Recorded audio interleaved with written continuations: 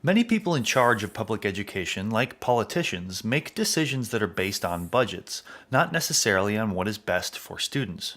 Public education is extremely expensive, and I think it might be time for us, the educators, to figure out how to make education better for students while at the same time making it less expensive.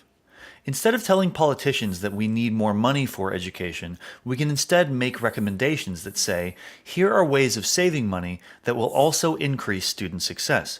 It's more likely that politicians will listen if we lead with ideas that reduce education budgets.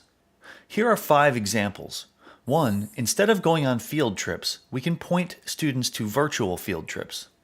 2. Instead of traditional textbooks, we can purchase digital textbooks. 3. Teacher professional development and training can be done online.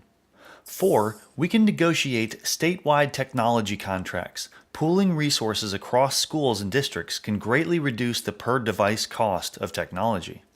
And 5. We can do away with expensive, high-stakes standardized tests. The test scores, typically collected at the end of the year, largely tell us what we already know and are not designed to help our students succeed.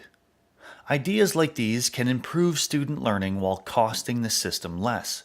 Of course, the goal would be that some of the freed up funding would be allocated for increasing things like teacher salaries. So what other ideas do you have for improving education while also making it less expensive?